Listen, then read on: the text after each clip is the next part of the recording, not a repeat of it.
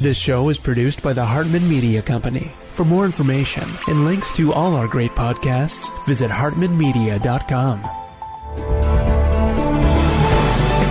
Welcome to the Commercial Investing Show, where we analyze, explain, and exploit the opportunities presented in today's commercial property marketplace. If you're interested in apartments, mobile home parks, self-storage facilities, and other income property, you've come to the right place. We'll explore what's hot and what's not in markets nationwide in the relentless pursuit of return on investment. Here's your host, Jason Hartman. It is my pleasure to welcome Todd Duncan to the show. He's from my old hometown in Newport Beach. He is the world's #1 authority on trust and sales mastery. And we're going to talk about productivity and mindset and all sorts of great stuff today, which is really many of the foundational tools for success. So it's a pleasure to have him on. Todd, welcome. How you doing? Hey, Jason, I'm doing great today. Thanks for the honor of being with you, and looking forward to our dialogue. It's good to have you. It's good to have you. And you know, your book, High Trust Selling, has got fantastic reviews online, and I definitely want to get to that. But before we get to that, because, you know, some people may not realize that we are all in the sales business. Some level, yeah. Because we're always trying to sell an idea. Maybe it's to our significant other, maybe it's to kids, whatever, right? We're all selling something, right? And the foundation of success there is obviously trust. So let's maybe start with the subject of trust and how it's created or how it's ruined, wherever you want to go on that. Sure.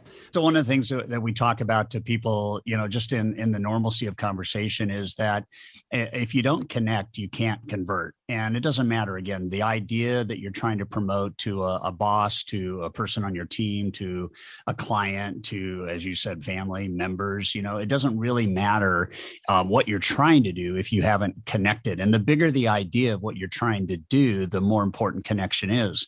And so Gallup tells us that, you know, if we are in business or if we have, you know, some type of our comp that's tied to relationship productivity, that we can improve gross margin by 26%. We can improve productivity by 85%. And when we don't have connection, then what happens is trust leaks out and tension comes in. And when tension is in and trust is out, nobody wants to hear our idea. And yet what we end up doing is we continue to promote the idea, forgetting that if we're not connected, there's not going to be a high degree of interest there anyway. So those two things are always happening. There's a level of high trust. And if we have high trust, we have to then, by counteractive measure, have low tension, and that'll happen naturally. And yet, the higher the tension, the lower the trust. And so what the goal is in any conversation is what we call conversational productivity, which is ask questions you've never asked so you can learn things you've never learned, so you can help people in ways you've never helped them. And then all of a sudden, trust flourishes. And, you know, it's so beautiful when there's no game being played. It's so beautiful when we understand that in the midst of massive digital transformation in the world, that people in 27 out of the top 30 countries surveyed still value humanity first, technology second. And so how do you have high trust? How do you use high tech to support the relationship? And how do you do it the right way so people say yes, you have emotional connection and people are open to your ideas? And, you know, I tell people real quickly that, you know, trust is the hardest thing to gain. It's the easiest to lose. And it's the most important to hold on to. And if you have trust, you have everything. It's your superpower. It's the biggest, most profitable currency in business. And without it, you have nothing. Yeah. What you just mentioned, you know, that's not a very fair equation in life, is it? You know, it takes a lifetime to build trust and a minute to lose it. It takes seconds. Yeah. Yeah. You're right. And so that's why it's got to be revered. And, you know, what we're seeing everywhere, Jason, is that people thrive on trust. And the bigger the financial decision, the bigger the purchase, you know, whatever it is, the bigger trust is necessary. I mean, if I'm buying a candy bar, you know, I don't need to trust the store. I just trust the brand. And I'm not a big candy bar guy, but if I'm buying a manufacturing business that makes candy bars, you know, I've got to have a different relationship. And this connection, you know, human, it's super important in today's world, even in the modern world in which we live, that's got a lot of trust issues, I might say, without getting. Oh, no question about it. It's a lot of issues. Yeah. So give us an example of some of these questions that you mentioned.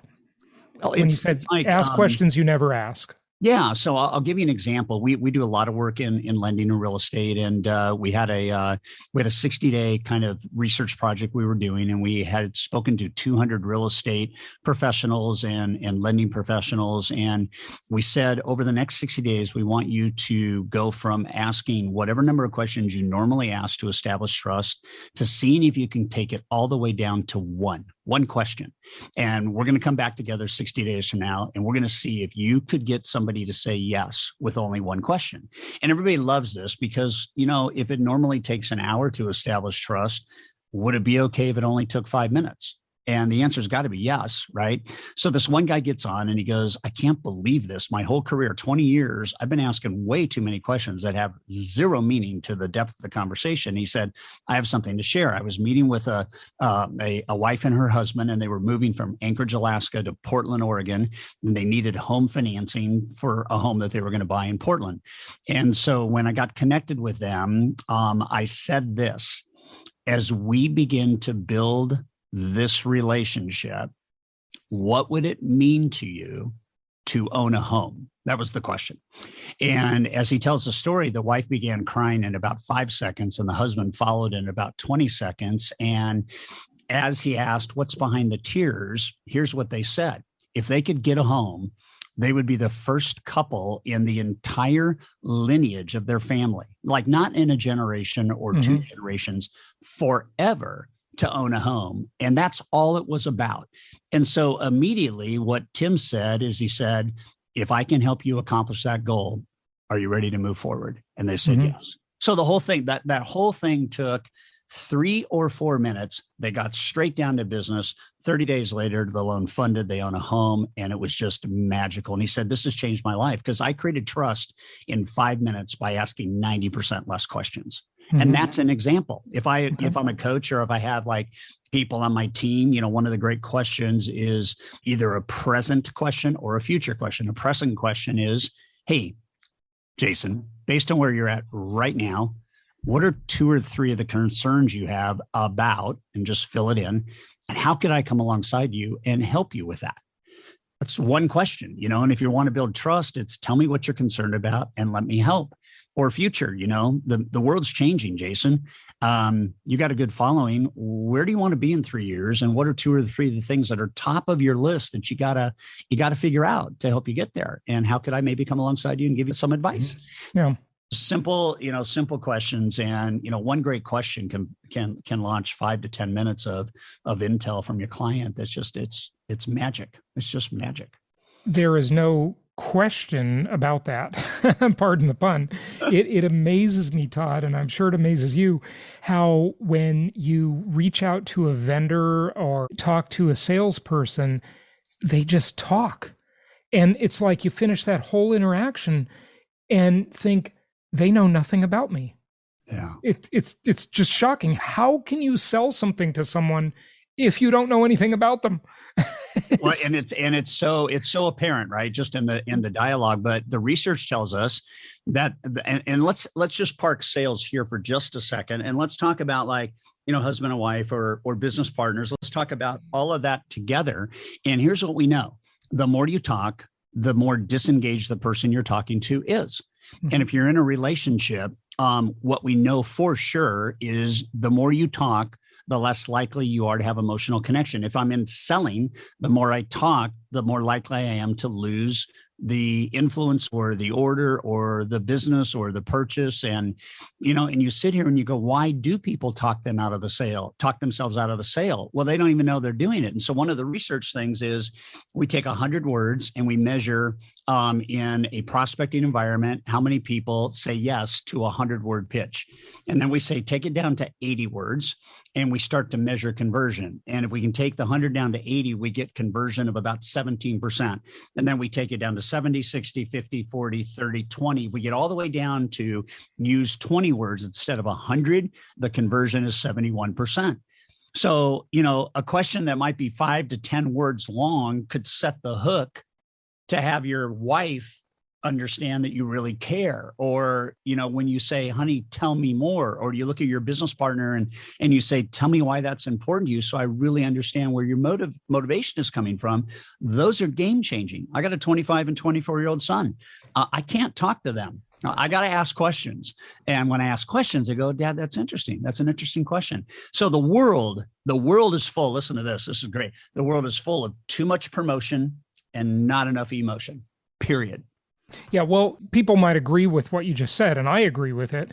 But the marketer, if you will say, well, Todd, that emotion isn't scalable, right? That requires one-on-one interaction, and I only have, 8 hours a day that I want to work, right? So how do you answer that?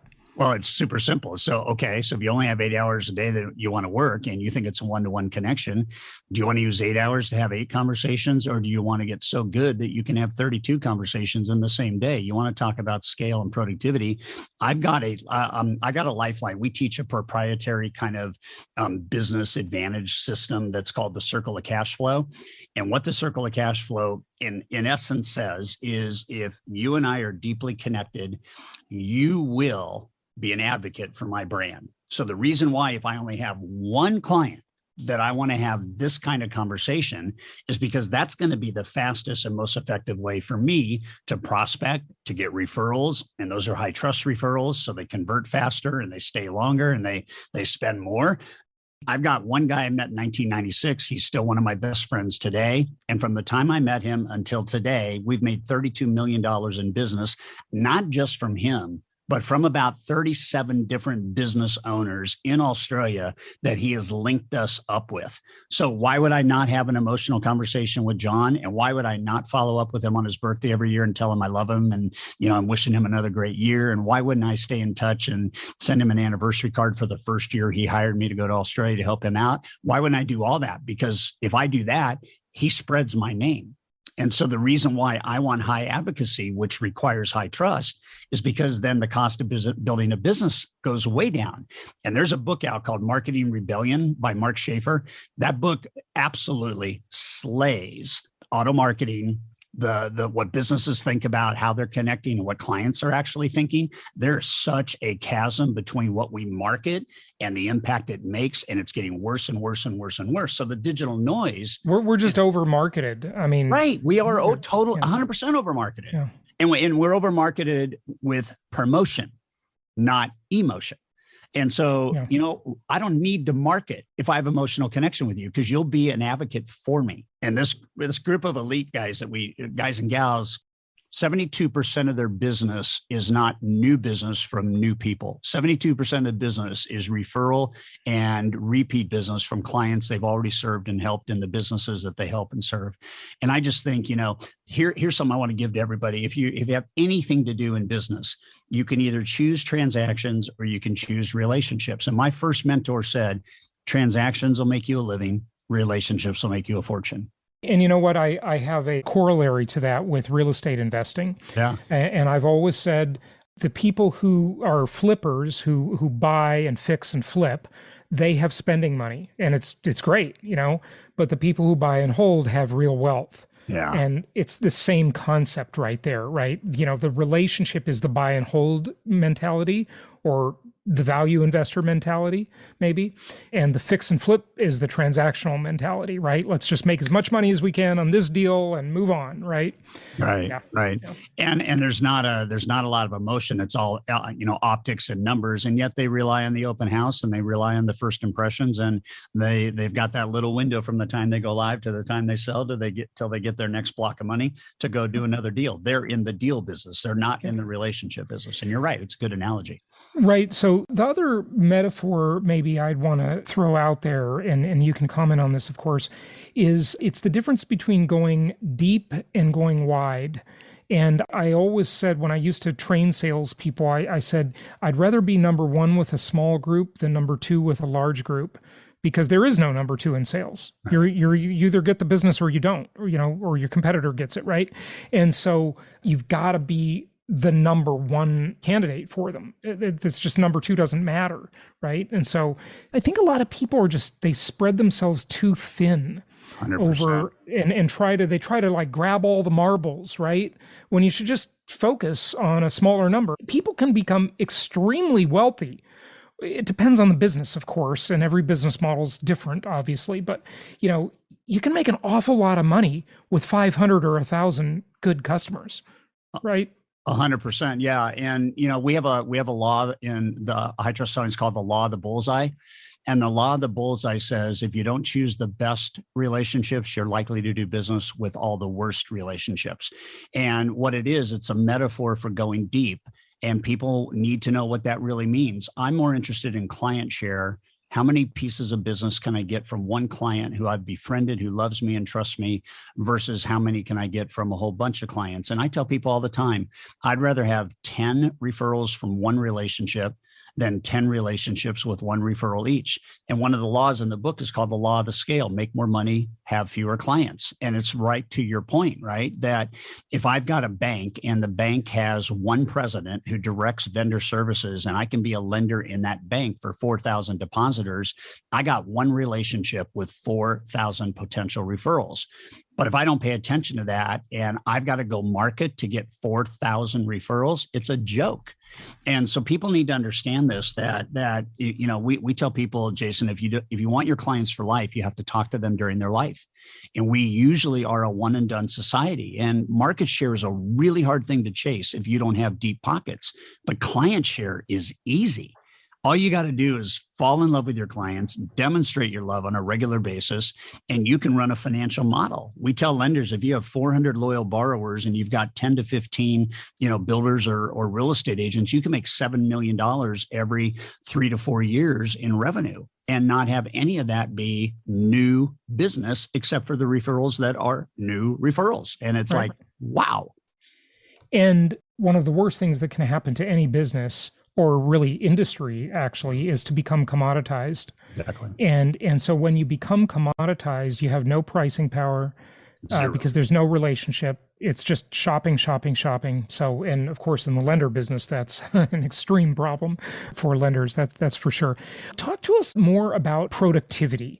There is so much coming at everybody nowadays. The world is just overwhelming. How can we be more productive when we get up that day? Maybe we get up early, we want to seize the day and make the most of it. And sometimes the day seizes you. Right. So what are your best productivity tips? Well, I think the day does seize us, and I think we laugh at it. I ask people all the time by a show of hands when I'm in a live presentation, how many of you have had a game plan for the day, and like by 9:30 in the morning, it's already hosed, and everybody laughs and then raises their hand and says, "Yep."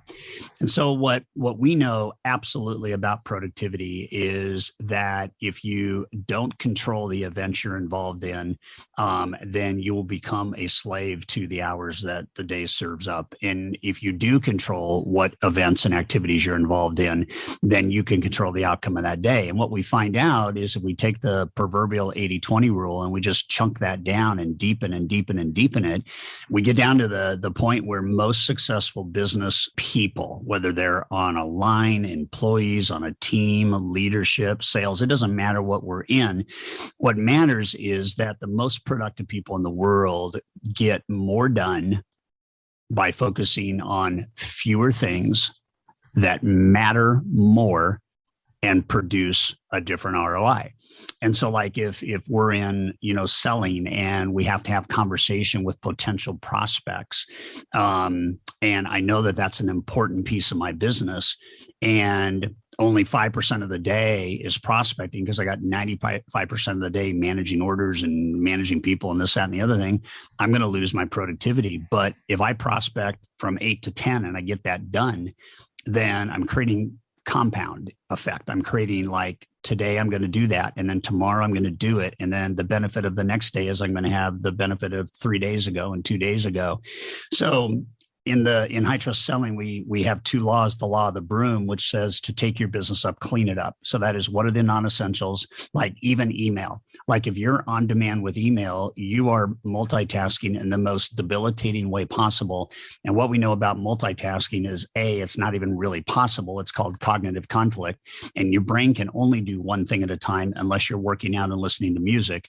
Okay. You can do both of those at the same time, or a podcast, but you can't work on the Johnsons and then work on the Smiths, or you can't coach this employee and simultaneously deal with this employee. You have to be focused. And what ends up happening is if I can get rid of multitasking and I can get into what we call single tasking, and then I can take back control by blocking email. Like I'm going to, if it's me and I'm a business owner, I might check email at 9 and I might check email at 4. And in between then, my team is going to check email. I don't have time to get into email. I have to lead a company and lead vision and those types of things. And ideally, it's like, how often do you get an email from your doctor, or how often does the actual attorney email you versus somebody on his or her team? And we end up just kind of rethinking about what are the myths and lies that we have fallen prey to that are robbing us from our life force. I mean, we're giving this thing called life to a job. And if it is robbing us of joy because the day is just stressed out and we go home, then by definition, our off the job life is as big of a mess as our on the job business or life. So we gotta, you gotta take things away to build things up. And we only have so many hours in the day. And so we tell people, every day, what would happen if you could get just another 30 minutes of, let's do one or two things that really matter. And let's see what happens to the other things that we tend to focus on.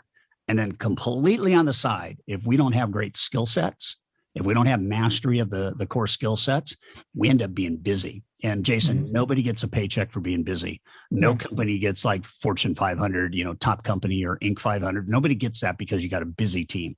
And we got to redefine busy. And we got to move from busy to focus. We got to put a cone of silence on when we have to focus. And we can't flip back and forth because then we double, triple the amount of time it takes to get most stuff done. So yeah, well, you're reminding me of one of my favorites, the late Stephen Covey. It's the vital versus urgent. And what's vital, if you are responsible for growing a business development, sales, whatever, is it's vital that you are reaching out and touching your client base, your customers, your audience, or prospecting for more of them. If you're in that stage, it depends where you are, obviously. And then you solve the urgency problem in a lot of ways, because if the money comes in, you have the ability to set up the infrastructure.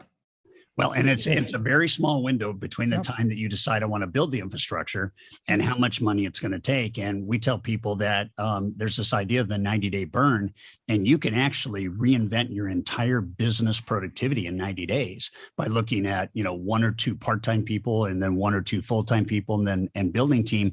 Stephen Covey was a friend of mine. And when he endorsed time traps, he said time traps can be a harsh task master, but it will give you the freedom you seek if you get rid of the traps you're in.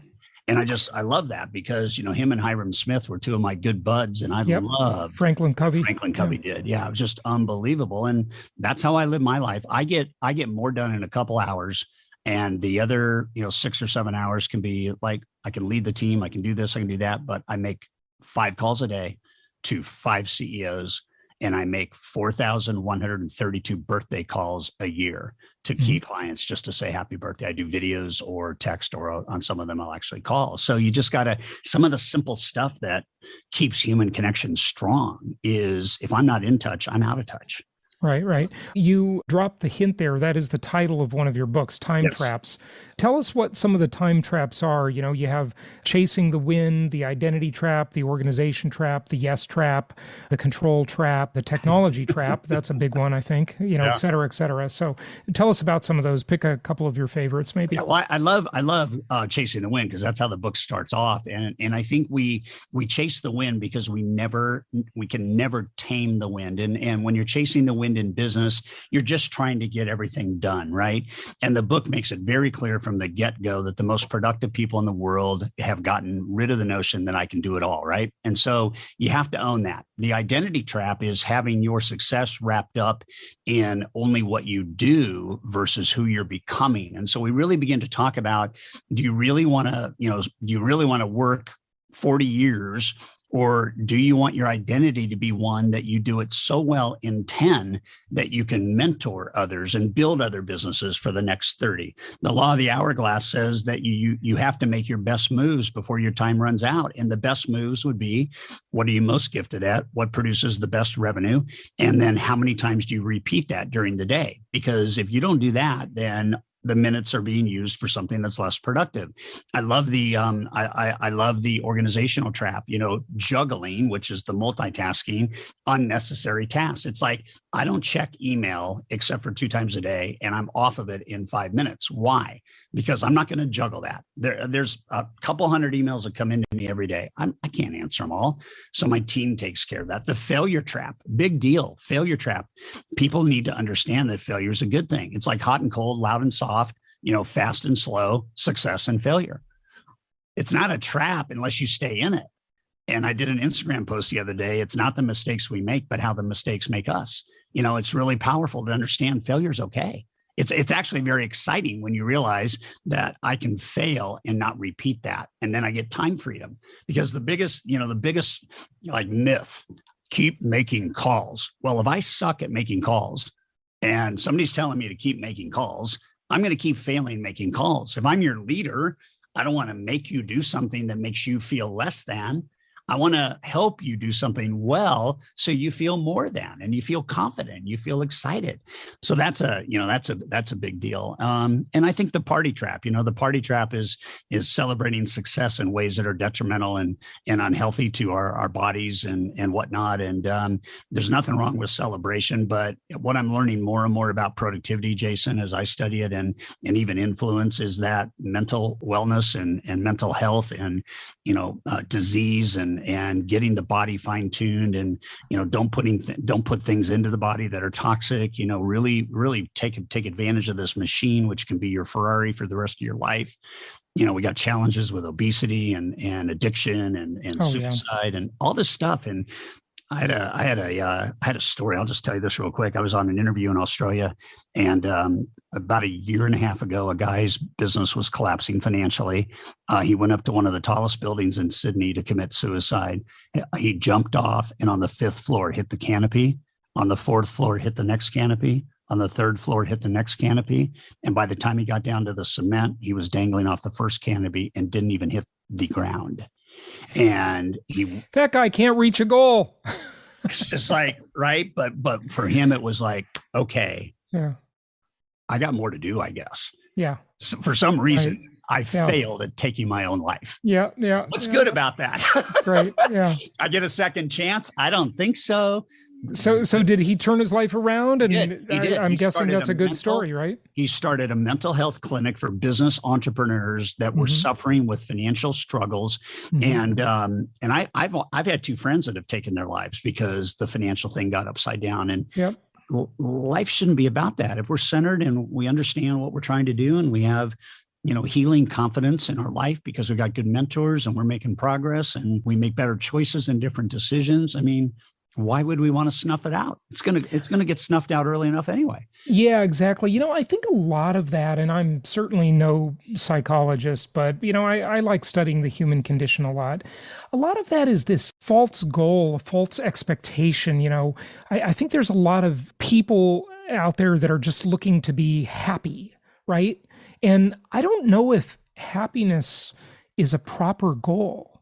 And here's what I mean by that. I think the point of life is to make a contribution, to be of service. And I think the happiness comes through that, right? Is, being useful, contributing, doing something that's meaningful work. It's a big part of our life. It's more than 1/3 of our life for sure. And it's something that even when we're not working, we're thinking about that, and it's important. It's not just about money, it's a mission. And I think a lot more fulfillment and happiness can come through that than this idea of being hedonistic and, I got to be happy, right? Like, what does that even mean? I don't know. Am I off on that, or am I on target? No, I think, we have the ability, and we have the God-given right and skill to choose mindset. And we're told not to worry, and we're told not to fear. And yet there's a lot of fear and there's a lot of worry. And if you fixate on that, then you're not going to come up with the solutions to whatever your potential issue is right now. And what we know is that you choose gratitude. You can find gratitude in everything. You can find the good in anything that is bad. You can make decisions where you have control, and you can give up control where you have no control, and have a peaceful, different kind of journey. And I believe that you can be happy, but I believe you have to choose that attitude. And what it does is it reverses the drag on why people are not happy.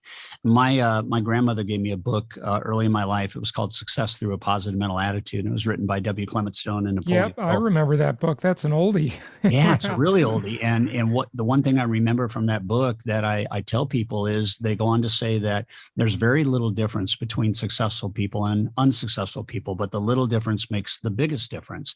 The little difference is attitude, and the big difference is whether it's positive or not.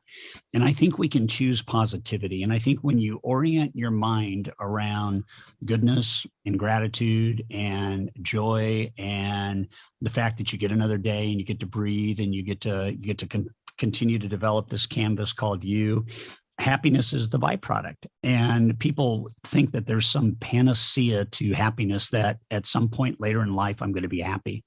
I believe you choose happiness today. And I believe if you go through the day looking for happiness, you'll have more of it. And certainly when you're doing well and you feel productive and you feel that you're making an impact and making a difference, you have emotional happiness. I mean, there's financial happiness. I think that people have a hard time finding happiness when they're stressed financially, and it's hard. And yet I think a lot of people that don't have their values clear, that have a lot of money, aren't happy either. I think you got to have your values clear and be all about that. But man, Jason, we choose so much of what we believe. And it's so funny when you just choose positivity, you move through the day and you attract positivity. Well, and maybe a big part of that is just when you talk about values and so forth, it's understanding what does success mean to a particular person, right? And a lot of people have this success, I've got to be happy, or I've got to make $10 million a year, or whatever it is, right? And it's like these funny goals that aren't really like the right goals, And I know anybody could say, well, that's my goal. Okay, that's just your opinion. But I'm not sure that's true. I think it might be empirical, because if the goal and the value is, for example, to be useful, to provide a contribution, right? Mm-hmm. If you go broke tomorrow, you can start out the next day after you go broke and be useful and make a contribution again. You can never lose. Like, there is no failure there, right? As long as you just do things that are contributing. Yeah. Right? But people, I don't know, they just hang their hat on all these sort of, I'll say it this way, false gods. And it's just more in tune with what the process is than the result. The result is simply a byproduct, and it'll usually come out of the right process, right? Yeah, and that gets back to the identity trap. And if you're waiting for outside something to validate your inside whatever, you're going to be chasing it for the rest of your life. And I had a period in my life where I decided, I was 46. I was pretty much retired, and I decided I wasn't done yet, and I wanted to really make a bigger impact in the world. And so one of the ways that I thought I could do that is I could buy a big company. And so I bought John Maxwell's leadership company. He and I were friends, and I helped him. Yeah, Maxwell's great. Yeah. And he and I were great friends, and I bought his company. But I'm not a mergers and acquisition guy, but I had the right heart. For every leader, mm-hmm. there's a bunch of followers, and maybe this thing would work out. And, I made two mistakes as a CEO, and I take full responsibility. One was I let the CEO of our smaller company manage the whole thing, and that was a mistake. He's a good guy, but he couldn't manage at scale. And the other thing is I over-delegated the checkbook, and, I had some big misfires there. And so all that to say is it led to 9 years of trying to sell the company, and then trying to restart my other company, and then selling that company and having that company change the deal. And it was 9 years of absolute hell. But through the whole thing, I knew that my purpose hadn't changed, and my purpose was to make a difference. And I started to see, as much as I would like to have avoided 9 years of financial stress, and that was culminated by my wife dying from breast cancer at the end of that after a 25-year marriage. I look at that and I go, because of that 9-year run of challenge and hurt and pain and staying upright and keeping going. And Darren Hardy talks about this story all the time when he references the reason why I made it through is I never wavered from my purpose. And my purpose was not about money. My purpose was to make a difference. And I started seeing that what I was really afraid to share was, as a success coach, I had failed, and I had failed huge, big, really, really big. But as soon as I started sharing that, and when Darren Hardy said, "Can I interview on this?" As soon as I shared my story, millions of CEOs and business owners listened to an interview about my journey, and it changed their life and it changed their direction. And hardship produces greatness if you have the right attitude. Tough times never last. Tough people do. That's mindset, right? And my journey since then is better, bigger, wealthier, healthier, and even more satisfying and fulfilling. And I have a whole different spirit about me. But 9 years of my life was in a struggle of deep proportions. But we can get through anything if we have the right mindset. I know the feeling. and I love that title of Robert Schuller's book, Tough Times Never Last, Tough People Do. Yeah. It's great. I grew up in his church. Yeah. In the Crystal Cathedral. Yeah. Talk about vision. Yeah, absolutely. No, he was an amazing man, definitely. Yeah. And it's interesting because if people really just look at it from the point of they can't lose, right, and see, like your failure stories, you failed while daring greatly, as the saying goes, right? And that's cool, that you did that, but some would look and say, "Oh, see, he failed," right? Stupid way to look at it, right? But if your thing is, remember during the Great Recession when the shit hit the fan back 13 years ago, and that billionaire committed suicide. Right. Because he didn't have 2 billion or whatever, right? That's just amazing that someone would do that, right? That's just, it's the wrong goalpost. And if the goalpost is like, look, if I lose, if I'm in this, say you're on the verge of going under with your company, or you're, in a lawsuit and, the lawsuit could bankrupt you, like, so what? Just do something else. And if you have the mindset that you cannot lose, okay, say I lose everything and I got to go buy a trailer and a cheap car and drive it around the country. That might actually be a better life. Yeah. Okay. You might discover all kinds of things about yourself and your next mission and your next big thing. Like literally that could be better. Right. And that's the thing that I think people really just have to have that perspective. And it's so sad because the younger someone is, the less perspective they have, of course. And you see all this, like you talked about, the suicides and especially the teenage suicides. It's just tragic. It really is. I think you point to something, though, that I'd like to share with everybody, because I think we all have mentors, but my dad was a great mentor. He died a couple of years ago, but had a full life, 92 years old. And I was in pre-med and my dad was a doctor. And I remember one day my dad said, I can't pay out-of-state tuition for a 1.4 GPA. So we need to have a conversation when you come home for Christmas. And I remember coming home and we were in the driveway and my dad looked at me and my dad said, "You don't have to be a doctor. I don't think you're going to be a good doctor, but I'll tell you what you are good at. You're good at business. And I think you should go into business school."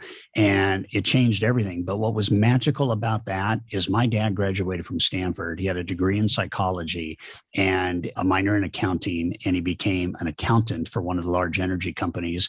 And he decided at the age of 30 that he wasn't fulfilled. He wasn't joyful. He could do the numbers well, but every day he had a bad attitude about what he was doing. And so he decided at age 30 to become a physician.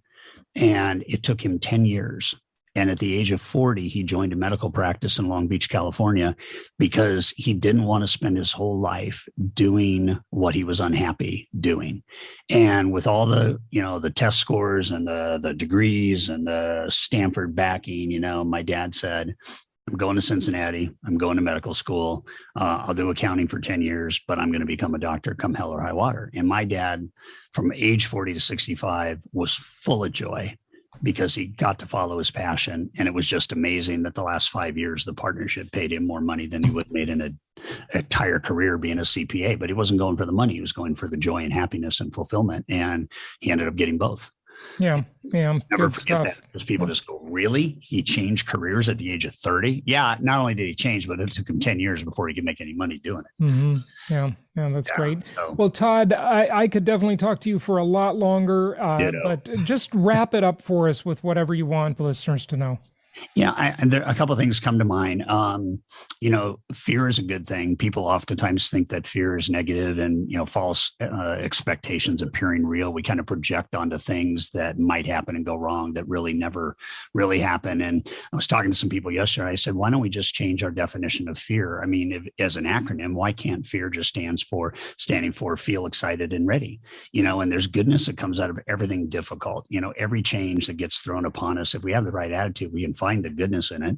We had to pivot an event business when COVID came out, and we usually had 3,000 people attend this event. And after pivoting to digital, we had 44,000 people attend the event worldwide. Mm-hmm. There's good in everything. And so, find the good in everything, and, keep your eyes on the horizon, and take the next step, and realize that every step, leads you closer to your journey. And your journey is 1,000 miles of steps, 1,000,000 miles of steps, but you can keep going forward and keep your eye on the prize. And God's got big things for all of us. The future's big, and we're in a beautiful world, even though it's full of chaos and difficulty right now, but we can even choose to ignore that. I had somebody tell me yesterday they chose not to watch the news for a month, and their blood pressure went down 29 points. That was a pretty good choice.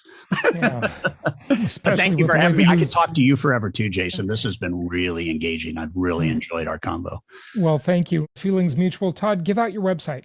Yeah, toddduncan.com. And if you go straight down and scroll a little bit, there's a free download called the High Trust Interview. And it's a good way for you to kind of see what we teach in High Trust. And there's a couple other free resources there. So toddduncan.com. And you can follow me on Todd Duncan Official, which is all my social. Good stuff. Todd Duncan, thanks for joining us. Thanks, Jason. All the best, man. Thank you so much for listening. Please be sure to subscribe so that you don't miss any episodes. Be sure to check out the show's specific website and our general website, hartmanmedia.com, for appropriate disclaimers and terms of service.